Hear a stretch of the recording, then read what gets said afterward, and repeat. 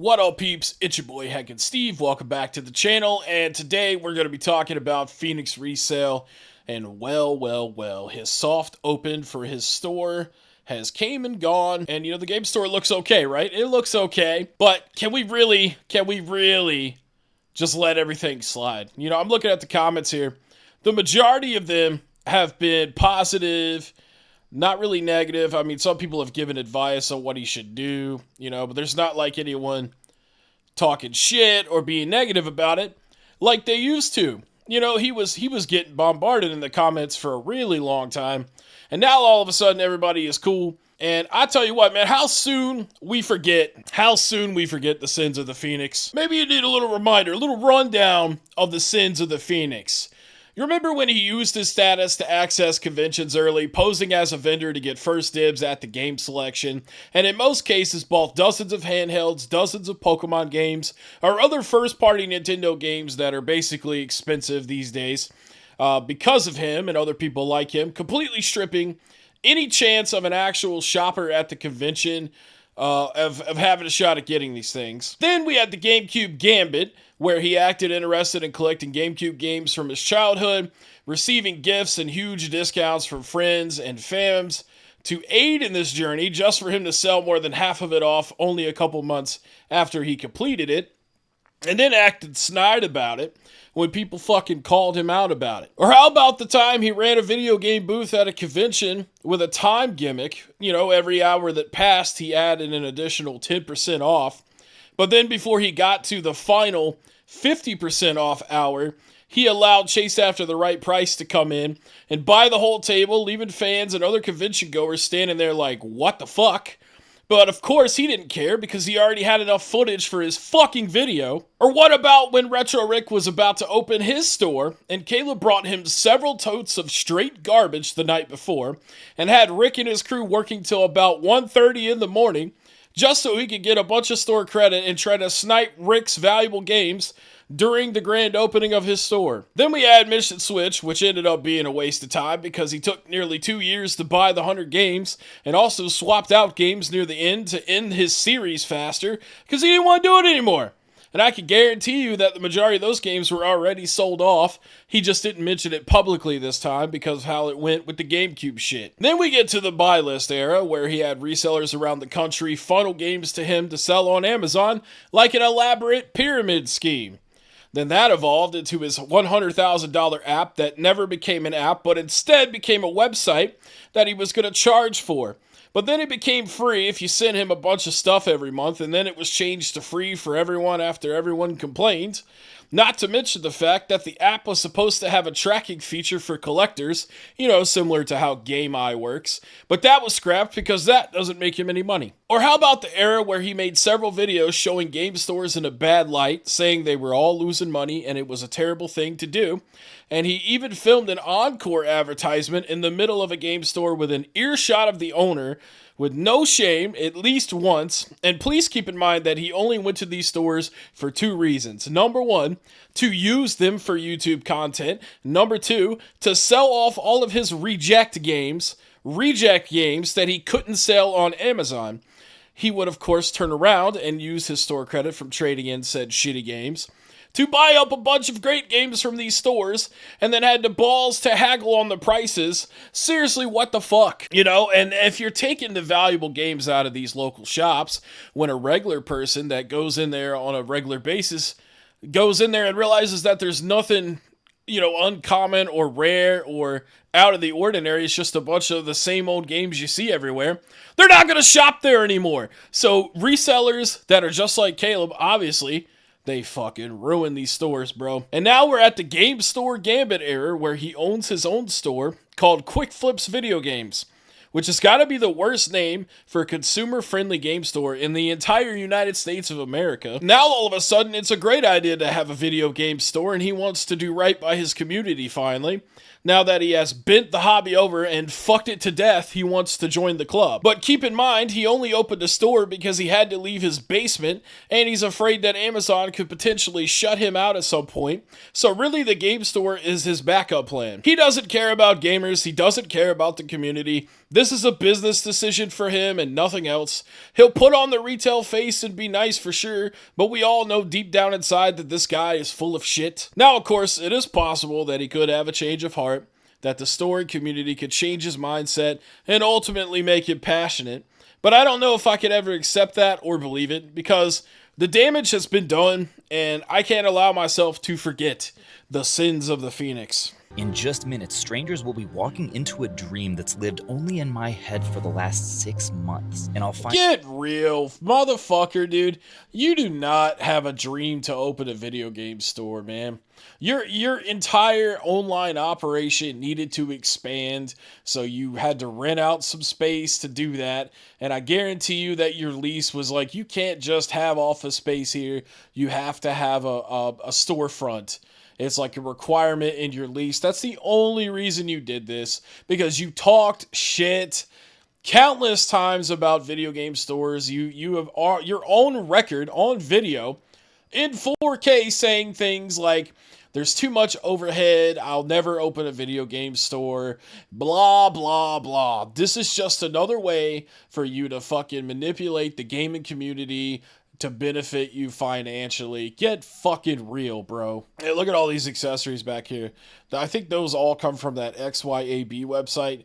All that shit's trash. That's all cheap, crap, garbage, stuff that you should not buy. Like, if you actually care about gaming at all, you should not be buying this stuff. This is what you buy as a last resort. Oh, look, he's selling his own Quick Flips t-shirts and 1-Up hats, which is not what it's called at all anymore.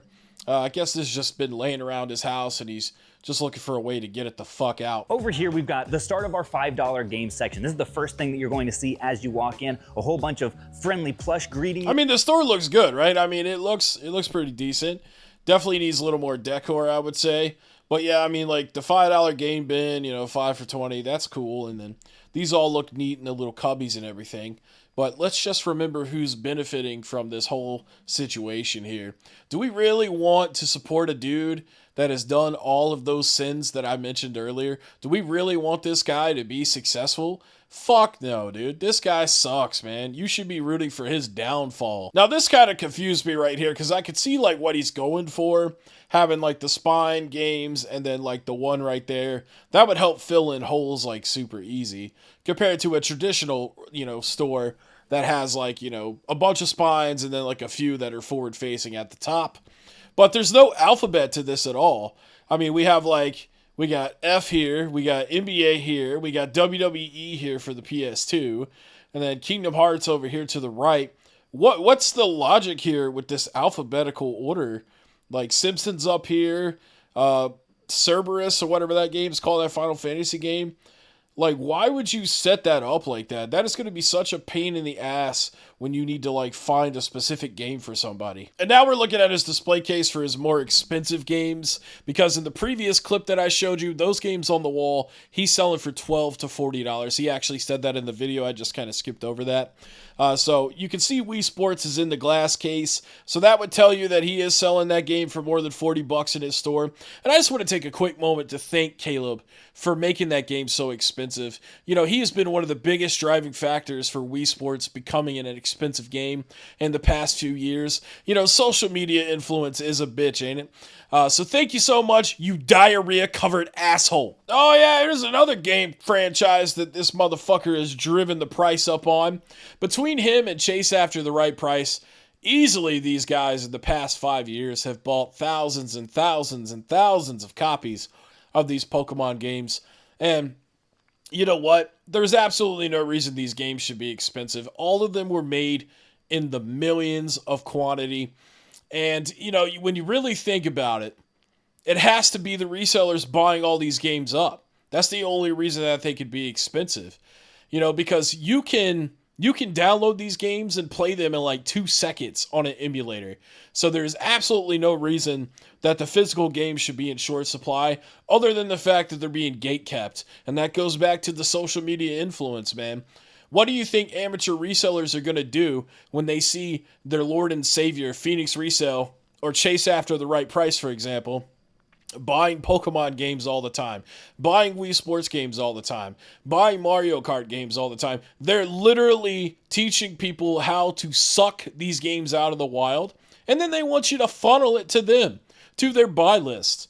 So forever these games will be expensive now because people are fucking bastards and they just rather do this kind of shit than work a regular job. And they don't even care, man. They don't care because it financially benefits them. They don't care if a gamer has to fucking shell out $200+ for Pokemon Emerald or $150 for a loose copy of Fire Red. They don't give a fuck about these people, man. They just want the money. They just want the money. They're greedy, man. So that's one reason why I fucking hate these channels on YouTube. And this is why I go out of my way to fucking throw shade on these motherfuckers. Because they aren't our friends.